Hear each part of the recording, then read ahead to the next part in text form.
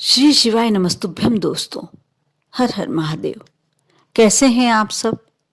स्वस्थ और सुरक्षित होंगे, सुखी और समृद्धशाली होंगे। दोस्तों, महादेव, देवों के देव, महाकाल, ऐसी कौन सी समस्या है जिसे महाकाल दूर नहीं कर सकते, महादेव दूर नहीं कर सकते? त्रिनेत्रधारी और तीनों लोकों के राजा, सभी देव होते हैं, लेकिन ये महादेव हैं। ये सारी हमारी मन की इच्छाएं, सारी मनोकामनाएं पूर्ण करते हैं। कल सोमवार का दिन, वैसे जो मैं उपाय बताने वाली हूँ, आप किसी भी सोमवार को कर सकते हैं। इसके लिए कोई विशेष सोमवार नहीं है। आप मैं जो उपाय बताने जा रही हूँ इस वीडियो के माध्यम से, आप उसे पूरा अवश्य देखें, बीच में स्किप ना करें। कौन सी जानकारी आपके लिए जरूरी है वह न निकल जाए। साथ ही यदि अच्छा लगे तो आप लाइक करें, और यदि आप मेरे चैनल पर नए हैं, मेरी आवाज़ पहली बार सुन रहे हैं, तो सब्सक्राइब करें। यदि आपका कोई दोस्त, आपका कोई फ्रेंड, रिलेटिव परेशानी में है तो आप अवश्य मेरे इस वीडियो को उनसे शेयर कीजिए। दोस्तों, जिसको महादेव का आशीर्वाद प्राप्त हो गया, उसको कोई दूसरे देव के आशीर्वाद की आवश्यकता ही नहीं होती। साथ ही आप सभी जानते हैं, जब श्री राम लंका पर चढ़ाई करने निकले, उन्हें सबसे पहले रामेश्वर में महादेव की स्थापना करी, शिवलिंग की स्थापना करी, और उनके पूजन के बाद, उनसे आशीर्वाद लेने के बाद ही वह लंका की ओर अपने युद्ध को शुरू करने के लिए निकले और अंत में विजय प्राप्त करके वापस आए। दोस्तों, यदि आपके यहाँ ऐसी कोई समस्या है, आपके कोई फैमिली मेंबर को ऐसी कोई बीमारी है जो ठीक ही नहीं हो रही है, या आपको कोई ऐसी समस्या है, ऐसी कोई बीमारी है जो बहुत लंबे समय से आपको परेशान कर रही है, आप ठीक नहीं हो पा रहे हैं, तो आप किसी भी सोमवार को यह उपाय कर सकते हैं। आप बीमार हैं, यदि बीमारी से ग्रस्त हैं, तो भी यह उपाय कर सकते हैं। यदि आपके यहाँ धन की कमी है, दरिद्रता है, तो भी आप यह उपाय कर सकते हैं। आप जो भी समस्या है उसको दूर करने के लिए यह उपाय अवश्य कर सकते हैं। साथ ही यदि कोई शत्रु काफ़ी समय से आपके अगेंस्ट आपकी कोई परेशान कर रहा है, तो भी आप इस उपाय को कर सकते हैं। और किसी खास मकसद में आप सफल होना चाहते हैं, कोई इंटरव्यू के लिए जा रहे हैं आप, या कोई ऊंची पढ़ाई कर रहे हैं आपके बच्चे, तो भी आप यह उपाय कर सकते हैं। यानी इसका मतलब यह है कि आप जो भी कार्य कर रहे हैं, जिस भी चीज़ में सफल होना चाहते हैं, उसके लिए भी ये कार्य कर सकते हैं। आपकी सारी मनोकामनाएं इस उपाय को करने से पूरी हो जाएगी। आप किसी भी सोमवार के दिन, दोस्तों, आप सोमवार के दिन सुबह उठें, अपनी नित्य क्रियाएं जो भी आप प्रतिदिन करते हैं सुबह, वह कर लें, स्नान कर लें। स्नान के बाद आप एक छोटी सी कुल्हड़, मिट्टी की होनी चाहिए, छोटी सी मटकी टाइप कुल्हड़ मिलती है, जैसे करवा होता है वैसे ही उससे छोटी कुल्हड़ आती है, वो लेके रख लें। या यदि आपके यहाँ कुल्हड़ नहीं मिलती है तो आप मिट्टी का कोई भी छोटा सा दीपक या ऐसा कुछ ले सकते हैं, बिल्कुल छोटा सा होना चाहिए। उसमें थोड़े से चावल रख लें, और यदि खड़ा नमक आपके उधर मिलता है आप वह बुला लें। यदि नहीं मिलता तो आप पिसा नमक भी डाल सकते हैं। उसमें जो आपने मिट्टी का बर्तन लिया है उसमें थोड़े से चावल रख लें। चावलों का आप विशेष ध्यान रखें कि वह साबुत होना चाहिए, भले ही आप 2-3 चम्मच ही रखें, वह खंडित नहीं होना चाहिए। उसमें थोड़ा सा नमक डाल लें। यदि खड़ा नमक मिल जाता है आसानी से तो उत्तम, और नहीं तो आप पिसा नमक भी डाल सकते हैं। अब आपको एक आटे का दीपक तैयार करना है। आटे का जो दीपक तैयार करें आप, वह चौमुखी होना चाहिए। चौमुखी दीपक तैयार करें, और जो मिट्टी का आपने कलश मान लीजिए, या जो भी कुल्हड़ जो भी लिया है, उसके ऊपर आप वो दीपक रख लीजिए। उसमें सरसों का तेल डाल लीजिए। अब आपको मैं खास उपाय बताने जा रही हूँ। जिस भी व्यक्ति से संबंधित ये समस्या है, आप ध्यान से सुने उपाय।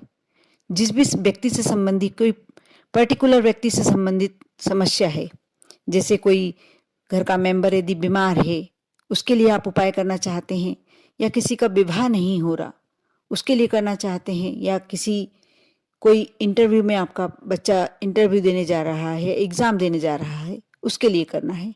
यदि किसी व्यक्ति विशेष के लिए आपको करना है तो उसका पुराना कपड़ा जो उसने पहनकर छोड़ा हुआ है, वह कपड़ा आप ले लें, उसका थोड़ा सा हिस्सा फाड़ लें और उसको बत्ती नुमा शेप में आप गोल गोल छोटे से टुकड़े का बना लीजिए। 2 बत्तियां बनाना है आपको। और चौमुखी दीपक में आप पहले तेल में भिगो लीजिए। कपड़े की बात है, थोड़ा जलने में प्रॉब्लम आती है, तो आप दोनों तरफ से उसको भिगो लीजिए और फिर दीपक में रख लीजिए। आप जावित्री समझते होंगे, गरम मसाले में यूज़ होता है और जावित्री तंत्र क्रियाओं में भी बहुत ज़्यादा यूज़ होता है। आप एक जावित्री ले आएँ, उसे अपने सीधे हाथ की मुट्ठी में बांध लें।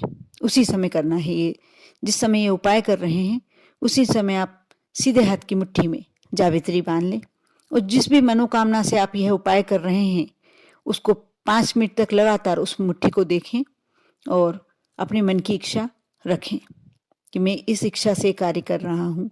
जो भी आप धन संबंधी इच्छा करते हैं तो आपको वह कार्य करना है, और यदि व्यक्ति विशेष के लिए कर रहे हैं आप तो उनका कपड़ा लेना है, और यदि पूरे परिवार के लिए आप कोई कार्य कर रहे हैं तो घर का मुख्य सदस्य, जो अपने परिवार का मुख्य सदस्य होता है, उसके कपड़े से आप बाती बनाएंगे।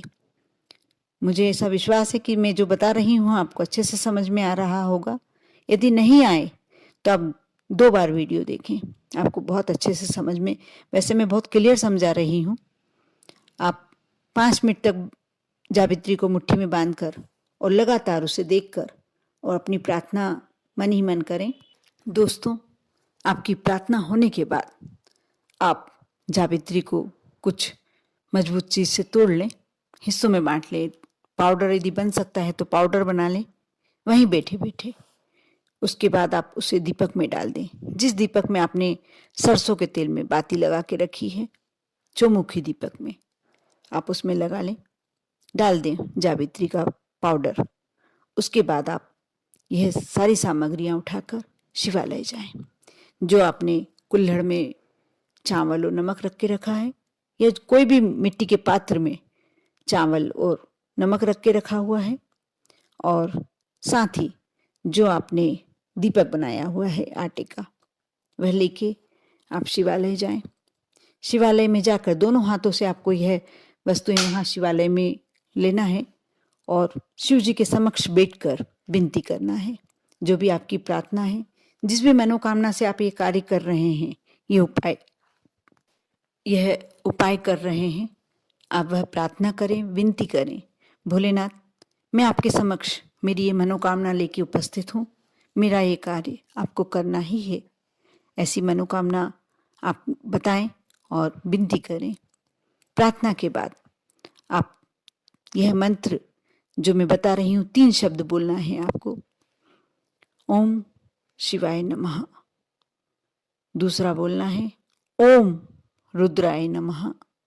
तीसरा बोलना है ओम शमशान वासिन्य नमः। फिर से सुने आप ध्यान से। पहला बोलना है ओम शिवाय नमः। दूसरा बोलना है ओम रुद्राय नमः। तीसरा बोलना है ओम शमशान वासिन्य नमः। दोस्तों, आप इन तीनों लाइनों को, तीनों मंत्रों को 3-3 बार बोलें। इस प्रकार ये 9 बार हो गया। आप वहाँ बैठकर इन मंत्रों को जब उच्चारण कर लेते हैं, उसके बाद आप दक्षिण दिशा के कोने में यह दीपक रख दें। आपने जो नीचे जिसमें चावल भरा हुआ है वो पात्र ले गए हैं, चावल और नमक, पहले वो रखा, उसके ऊपर दीपक रखा और दीपक प्रज्वलित कर दें आप, चारों बत्तियां। और सरसों के तेल से आप ये ध्यान रखें कि उस दीपक को पूरा सरसों के तेल से ऊपर तक भरें और थोड़ा सा कपूर आप उस पर डाल दें और वहाँ से बिना कुछ पीछे पलटे हुए देखे हुए आप घर की ओर वापस आ जाएं। आप देखना, आप जो भी मनोकामना लेके गए थे, कैसे आपकी मनोकामना कितनी जल्दी और अवश्य पूरी होगी, आप करके देखें। लेकिन हर कार्य के पीछे श्रद्धा और भक्ति, विश्वास, तीनों चीज़ बहुत ज़रूरी होती है। आप श्रद्धा और विश्वास के साथ जो भी कार्य करते हैं, आपका वो कार्य अवश्य पूरा होता है। और भोलेनाथ के आगे जिसने अर्जी लगा ली, वो सच्चे दिल से लगा ली, कोई रोक ही नहीं सकता आपकी वो मनोकामना पूर्ण होने से। आप करें और अवश्य फायदा पाएं। आप पर और आपके पूरे परिवार पर भोलेनाथ की कृपा हमेशा बनी रहे। ओम नमः शिवाय।